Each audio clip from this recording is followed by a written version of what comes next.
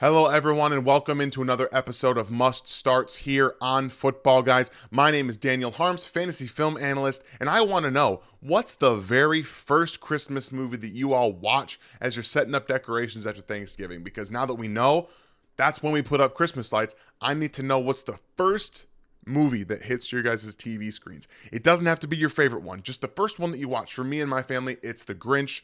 Jim Carrey's version, top 3 Christmas movie of all time. I won't hear anything else about it. But make sure to put that in the comment section. I want to hear you guys' thoughts. Anything you got, leave it to me. This is it, guys. This is a huge week, whether you're in the postseason or not. Either those must-win matchups are starting, or you got to win one to get in and make sure that you have slotted yourself in the fantasy playoffs. Let's jump in. Jordan Love, quarterback 12 on Football Guys weekly ranks. Within the last month, we're seeing 1,145 passing yards from him, a 65 completion percentage, which is a bump compared to the 60% the previous 2 months. He's thrown 10 touchdowns. He only threw 12 touchdowns in the previous 2 months. 2 interceptions, 8 in the 2 months previous, and 13 big-time throws the last month.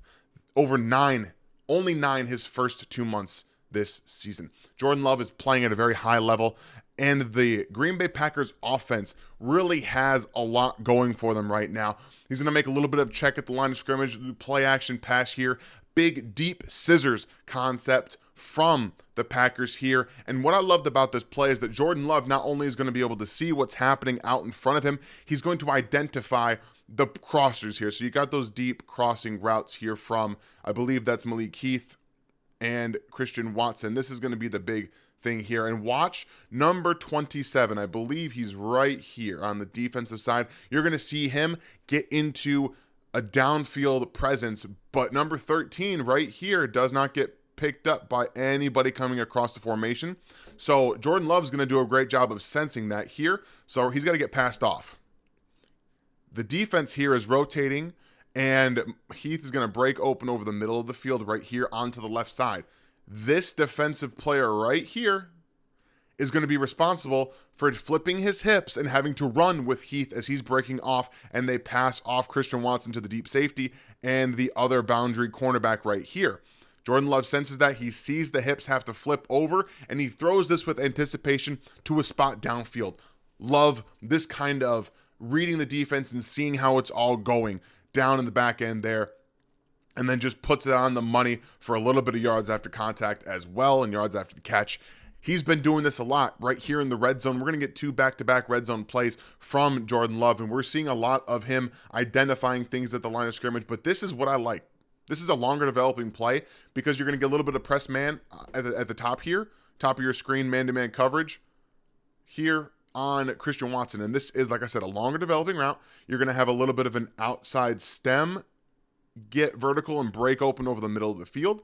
And what Jordan Love is going to do, he's going to get back into his drop, and then he's going to come up, settle himself in this pocket right here, and then he's going to wait for the play to develop just enough. Really good job of resetting his feet, identifying down the field. Christian Watson is going to muscle off Trent McDuffie here at the top of his route, come underneath. He's wide open. Jordan Love sees it, throws it for a touchdown.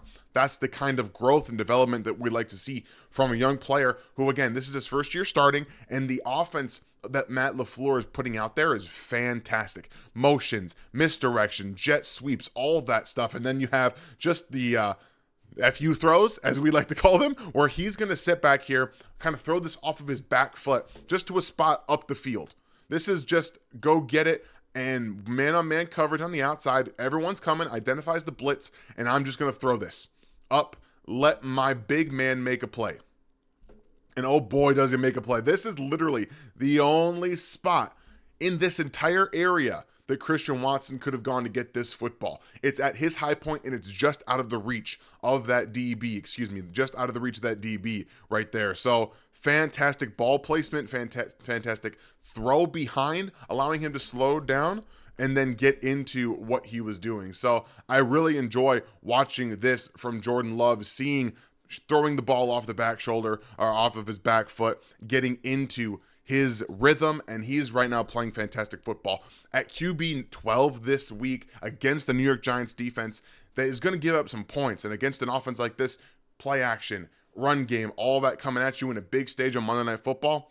I think Jordan Love's up to the task. Start him this week. He has been a must-start player over the last month. He's going to continue that this week against the Giants.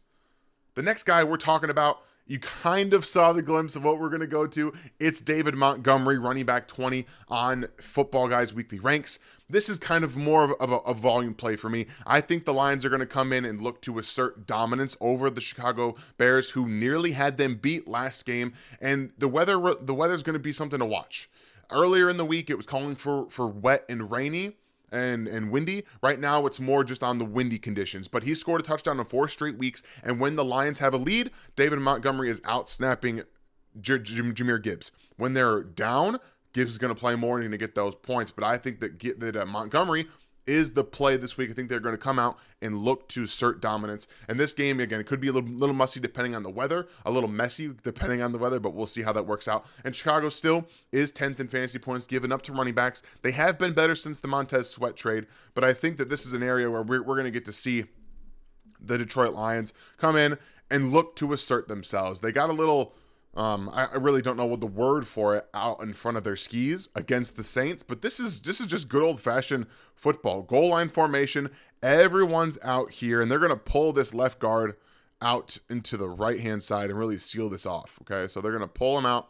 They're going to just get blocks down, look to get him David Montgomery out there. Saints are just going to come down, kind of forget that he can get to the outside still, but all this misdirection here. So take a step here, boom, you're going to come back to the right, and a really nice fake from everybody is going to suck in the defense just a little bit here with this gap open, and then the puller comes around, seals it off a little bit, and David Montgomery gets into the end zone. He's the ultimate touchdown vulture right now. It's funny enough because the play before that, Jahmyr Gibbs ripped off a 20-plus yard run to get into the red zone, and they gave it to David Montgomery for the touchdown. So you have all these, the ability from Jahmyr Gibbs, but at the end of the day, this is kind of like what we saw last year with DeAndre Swift and Jamal Williams, where he will come in and get these touchdowns.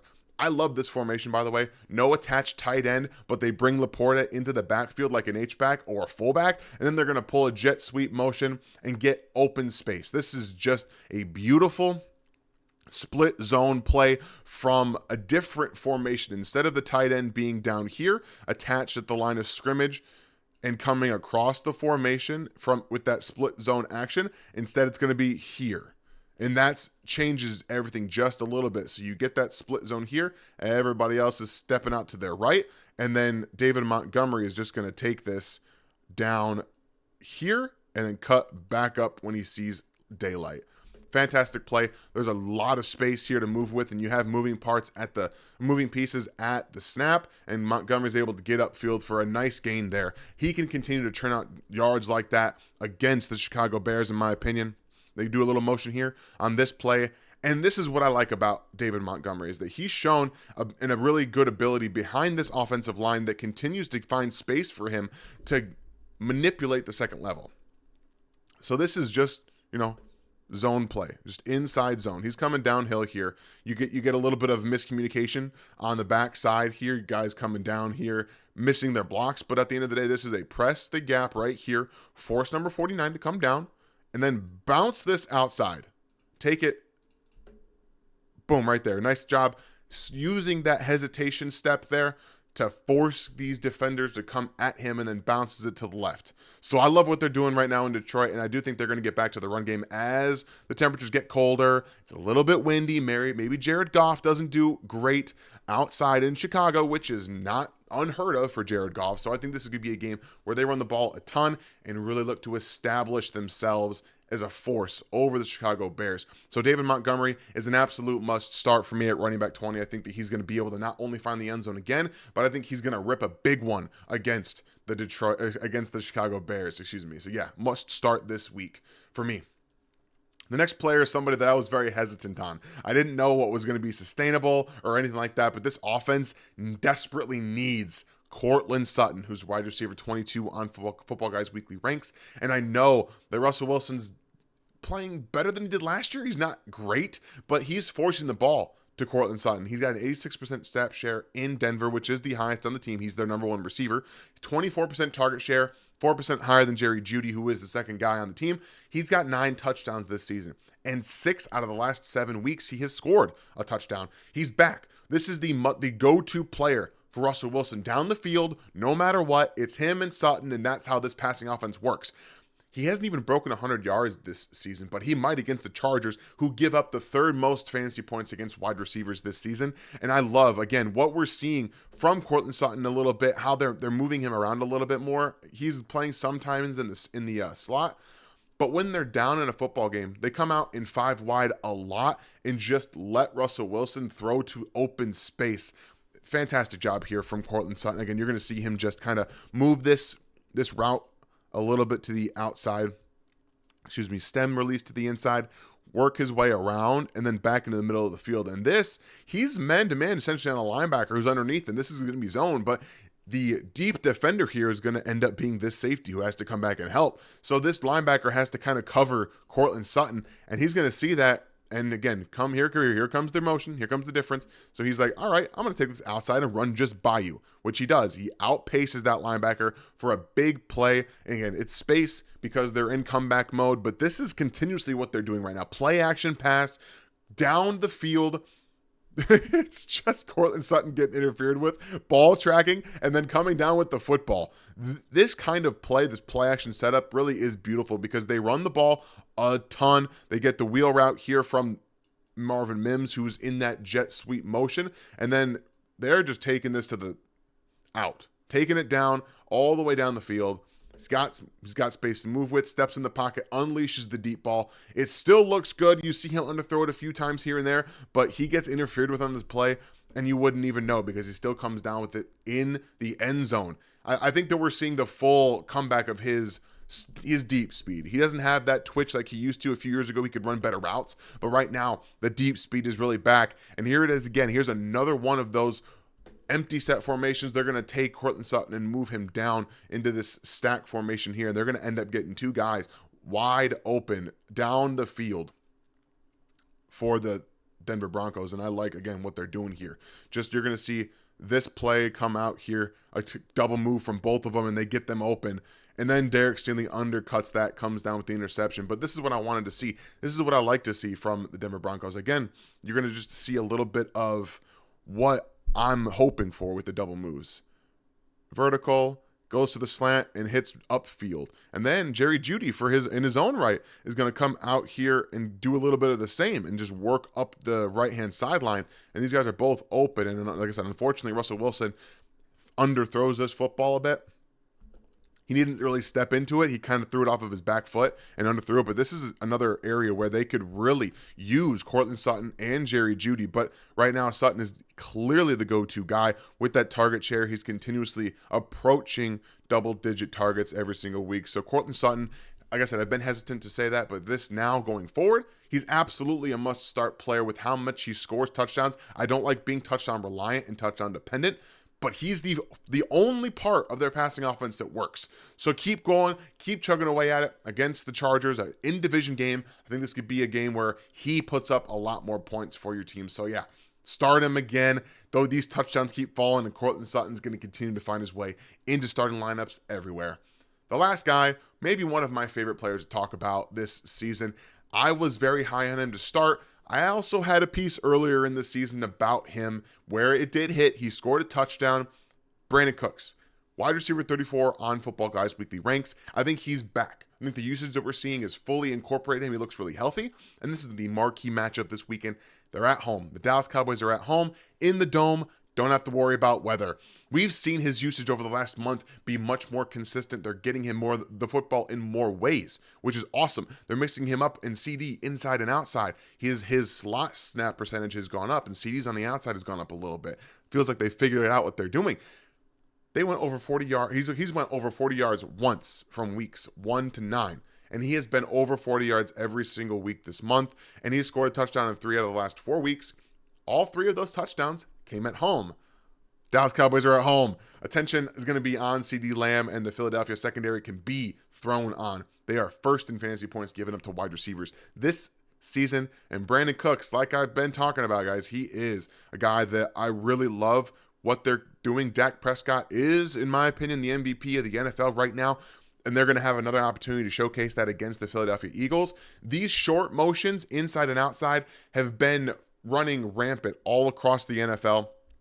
It's one way to cause confusion. So they motion him down to the stack formation, and all this does is going to create a slight bit of confusion. So he's going to release up the field and then just break open over the middle. And CeeDee Lamb is coming out here. He's going to extend his route to the outside a little bit, and then he's also running deep behind the defense. And this is just a crosser over the middle of the field, but watch how the defense forgets. Like right here, you get a little bit of a confusion. That motion moves players inside, and it gets them into confusing situations where they're both occupying the same space, and then they don't remember who's supposed to pass off right here. So right there, they both try to pass off that player, and instead, no one ends up passing him off, and it's a big play for Brandin Cooks. So I love, again, how they're using him. This is another example of attacking the secondary, attacking the linebackers, the middle of the field. That's an area where the Seattle Seahawks kind of struggled against the Cowboys. That's another area where the Philadelphia Eagles are going to be struggling against them as well. They've got Brandin Cooks once again in a stack formation down at the bottom with Michael Gallup, and they're going to motion the tight end from left to right, that same kind of motion. And then Bobby Wagner forgets to pick up Brandin Cooks. Like, this is how the offense has been succeeding in the NFL. These short motions, you see it widens that gap right here. That just moved Bobby Wagner a little bit, and then they got caught blitzing. They come blitz here, boop, just take the space. And then Dak Prescott sees it, blitz is coming, oh, I have a wide open touchdown. That's what I like to see.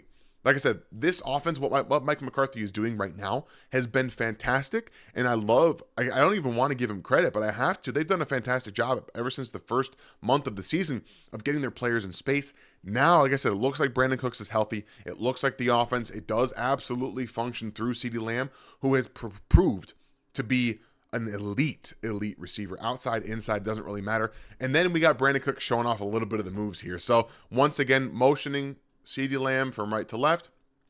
You get Brandin Cooks on this deep over route right here. Running back's going to release to the flat. The tight end's going to chip, help here, and then curl. So again, what we're seeing here is the movement, the opening of the middle of the field, and then Dak Prescott throwing an FU ball right here, where you have the defense breaking over here, and he throws it just inside where Cooks has to adjust to it, but away from the defender, just away. So he turns it, and then he makes a guy miss, and he gets going upfield, tries to anyway. But Brandin Cooks looks healthy. He looks explosive. He can win on the outside and on the inside, and he's making a great 1-2 punch for CeeDee Lamb, and the way they're utilizing these players is fantastic. So Brandin Cooks continuing for me to be a must start like he has been over the last month. Put him in your lineups. I believe he's going to not only score again, but put up tons of yardage against this secondary. Thank you guys so much for joining me today. I hope I was able to earn a like from you guys for the video, the film, the stats, the talk, all of it.